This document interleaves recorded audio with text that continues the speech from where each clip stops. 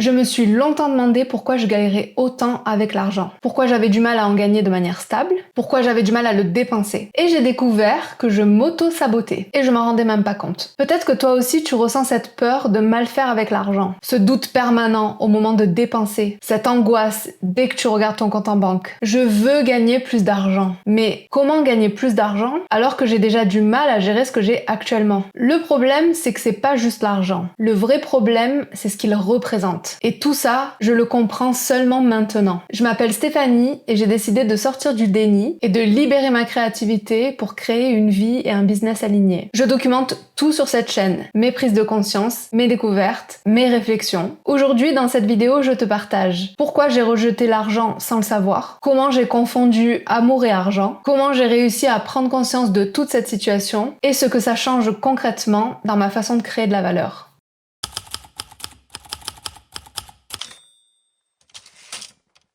Bon, l'argent, ça me stresse. À chaque fois que je dois faire un achat, je doute, je réfléchis 106 fois, je me demande si c'est le bon moment, je me dis que je vais sûrement faire une erreur et que j'aurai besoin de cet argent plus tard, pour autre chose, pour un truc vraiment important, pour quelque chose d'imprévu, pour quelque chose de vital. Alors je le garde. Et au final, j'achète rien. Je me dis, je verrai ça plus tard. Et ça, c'est pour tout. Même pour acheter un truc super basique, comme un pantalon par exemple. Je vais regarder les coupes, choisir la matière, regarder les prix, comparer, hésiter, pour finalement me dire que c'est trop cher pour ce que c'est. Qu'au final, j'ai pas le budget pour ça, que c'est pas la priorité maintenant, et donc du coup, je vais rien faire. Récemment, j'ai reçu un remboursement important, et ma première réaction, ça a été, je le mets de côté et je fais comme si ça n'existait pas, au cas où j'en aurais besoin. Je me suis dit ça, et c'est ce que j'ai fait. C'est parti en épargne directe. D'ailleurs, depuis, j'ai plusieurs fois oublié que j'avais cet argent-là sur ce compte. Alors que j'aurais pu dépenser une partie de cet argent pour des choses dont j'ai vraiment besoin. Comme un pantalon, par exemple. Ou autre chose dont j'ai vraiment besoin. Mais non, je suis bloquée. Complètement bloquée face à l'argent. Il y a quelques jours, j'étais sur Instagram et j'ai entendu quelqu'un dire « L'argent que je gagne aujourd'hui est le reflet de ce que je suis capable de gérer. » Et là, ça m'a frappée. Parce que c'est exactement ça. Aujourd'hui, je gagne 1 000 € par mois. Donc clairement, je suis pas en capacité de gérer beaucoup d'argent. Pas parce que je suis incompétente. Quand je bossais dans la com, par exemple, je gagnais le double de ça. Mais parce que mon système, actuellement, ne peut pas gérer plus d'argent. J'ai une croyance inconsciente, qui maintenant est consciente, qui me fait penser que je ne suis pas capable de gérer l'argent. Parce que gagner plus d'argent, c'est plus de responsabilités, plus de choix, plus de décisions. Donc inconsciemment, je me limite. Je ne crée pas plus d'argent. Et non pas parce que je veux pas, mais parce que au fond de moi, je suis persuadée que je saurais pas le gérer. Et ça, c'est pas juste une question de budget, c'est une question d'identité.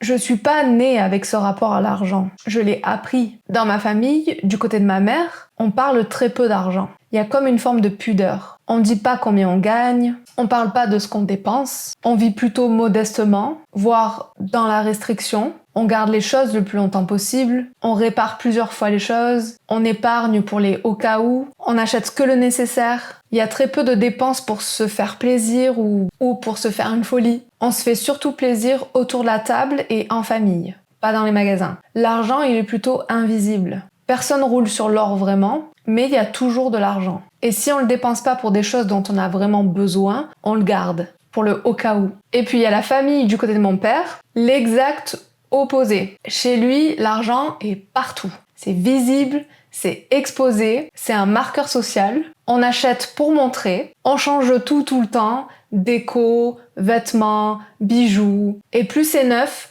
plus ça montre qu'on a de l'argent. Et plus on le dit fort, mieux c'est. Ça parle d'argent tout le temps. Et ça se dispute aussi tout le temps à cause de ça. Et moi, j'ai grandi au milieu de ces deux mondes contradictoires. D'un côté, l'argent c'est intime, voire tabou, on n'en parle pas vraiment. Et de l'autre, l'argent c'est le pouvoir, ça prouve qu'on réussit, il faut le montrer. D'un côté, j'ai l'épargne anxieuse de ma mère, et de l'autre, j'ai la dépense compulsive de mon père. Moi, j'ai grandi avec des parents qui étaient présents de manière très matérialiste. On a une belle maison, on a une belle piscine, on a des beaux vêtements, on est dans le beau, dans le paraître. Mais par contre, ils étaient complètement instables émotionnellement. Et aujourd'hui, je me rends compte que j'ai rejeté l'argent, inconsciemment, parce que j'ai rejeté leur manière de me montrer de l'amour, à travers cet argent. J'ai rejeté cette façon d'être, cette façon de vivre. Moi, je voulais de la présence, de l'écoute, de la connexion.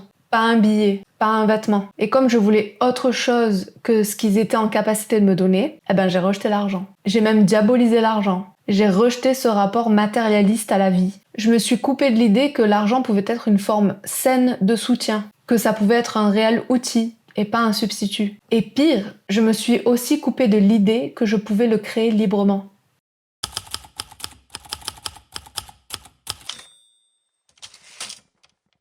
Récemment, je me suis rendu compte d'autre chose. Je me suis refusée de gagner de l'argent parce que j'avais une croyance qui disait que mes parents devaient être la source de mes revenus. Je me disais que l'argent ne pouvait venir que de mes parents, qu'ils étaient les seuls à pouvoir subvenir à ce besoin-là. Et en réfléchissant à ça, j'ai compris pourquoi j'avais cette croyance-là. Mon premier boulot, j'étais web designer dans une agence de com à Cergy-Pontoise. Le jour où j'ai reçu mon premier salaire, j'ai réalisé que je gagnais plus d'argent que mon père après 30 ans de carrière. Et je m'en rappelle comme si c'était hier, ça m'avait choquée. Je me suis dit c'est pas normal. Lui, il était content parce que je gagnais bien ma vie. Il m'a d'ailleurs dit cette phrase: Stéphanie, c'est bon, t'as ton métier entre les mains, tu travailles, tu gagnes de l'argent, tu loues un appart, t'as ta petite vie, t'es tranquille jusqu'à la retraite. Et cette phrase, elle m'a fait flipper. Parce que déjà, je me voyais pas faire ça pendant 40 ans de ma vie. Mais ça m'a surtout fait flipper parce que quand il m'a dit ça, moi ce que j'ai entendu c'est bon, on n'a plus besoin de s'occuper de toi. Et ce moment-là, je l'ai perçu comme un abandon. Si j'ai de l'argent, si je suis autonome financièrement, alors mes parents ne s'occuperont plus de moi. Je ne recevrai plus rien. Déjà que je recevais pas grand-chose. Ni aide, ni attention, ni amour. Ou que ce que je croyais être de l'amour. Et j'y survivrai pas. Trauma bonjour. Parce que dans ma tête, inconsciemment, recevoir de l'argent, c'était encore recevoir de l'amour, de l'attention de mes parents. Et à cette époque-là, j'étais pas prête. J'étais pas prête à assumer cette responsabilité-là. M'occuper de moi, prendre soin de moi. Je me sentais vraiment pas en capacité de prendre soin de moi. Je savais pas comment faire, on me l'a pas appris. Et à ce moment-là, j'étais pas encore prête à l'apprendre par moi-même.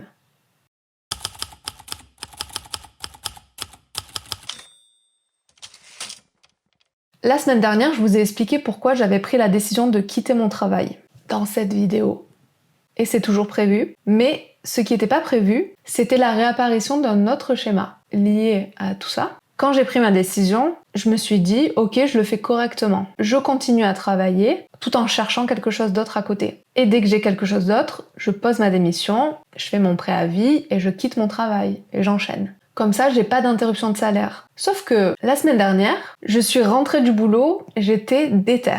Je me suis dit, je vais poser ma démission à la fin du mois. J'ai pas besoin de trouver autre chose avant de démissionner. Je peux démissionner maintenant. Et pendant mon préavis, c'est sûr que je vais trouver quelque chose d'autre. J'étais en mode, ça va le faire. J'ai 1 mois pour trouver autre chose. Et si j'ai pas trouvé d'ici là, j'ai un peu d'argent de côté pour survivre. Je peux tenir 1 mois de plus sans salaire. De toute façon, je sais que je vais trouver autre chose rapidement. Et en plus, je vais pouvoir profiter de cette période pour tester un nouveau projet. Je vous en parle bientôt de celui-là. Je vais arriver à tout faire. Mon boulot, ma recherche d'emploi, mes vidéos et tester un nouveau projet.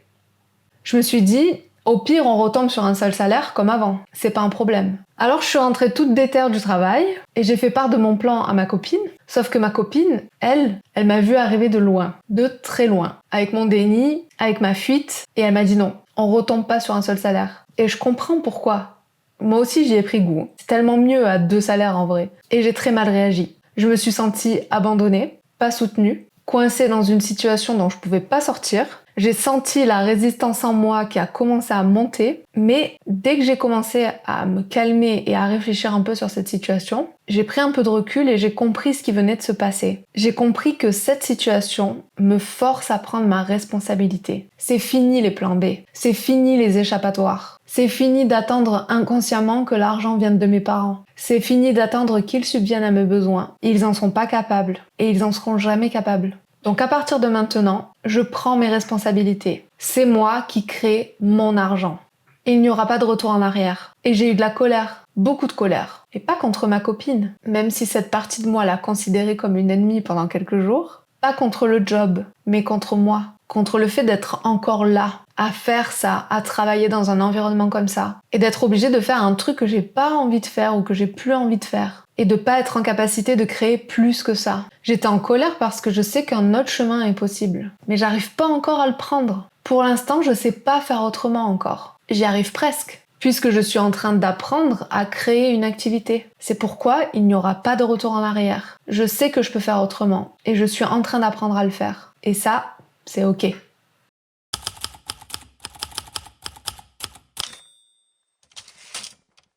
Cette prise de conscience, elle m'a obligée à poser un regard beaucoup plus honnête sur mon rapport à l'argent. Et la vérité, c'est que j'ai jamais su dépenser mon argent de manière alignée. J'ai jamais su l'utiliser comme un levier. J'ai eu une période où je gagnais très bien ma vie, et j'ai eu une période où je gagnais très peu ma vie. Et cette période en particulier, elle m'a fait prendre conscience que j'avais vraiment pas besoin de beaucoup de choses pour vivre. Moins que ce que je pensais en fait. Cette période, elle m'a vraiment appris à faire avec peu de moyens, et à me débrouiller. Mais cette période, elle m'a aussi enfermée dans une logique de restriction permanente. J'ai commencé à croire que l'argent c'était un danger, que plus t'en as, plus tu risques de mal faire, et que plus t'en as, plus tu peux le perdre. Après tout, ça fait tourner la tête à beaucoup de monde. Et je l'ai vu de nombreuses fois dans ma famille. Et aujourd'hui, en même temps, je comprends que l'argent c'est un outil. Un outil pour faire des expériences, un outil pour créer, un outil pour matérialiser ses idées, un outil qui va me permettre de vivre une vie qui me ressemble. Et que si je veux créer plus d'argent, il faut que je sois capable d'en assumer la responsabilité. Je peux le recevoir, je peux l'utiliser, je peux le faire circuler. Et surtout, je dois plus attendre qu'il vienne de l'extérieur ou qu'on me le donne. Je dois plus l'attendre de mes parents, ni de ma copine, ni d'un patron. Je dois le créer moi-même. Aujourd'hui, je veux créer une activité dans laquelle je transforme ma vision du monde en quelque chose qui a de la valeur. Je veux que ma créativité soit au service de quelque chose de concret, quelque chose qui soutient, qui circule,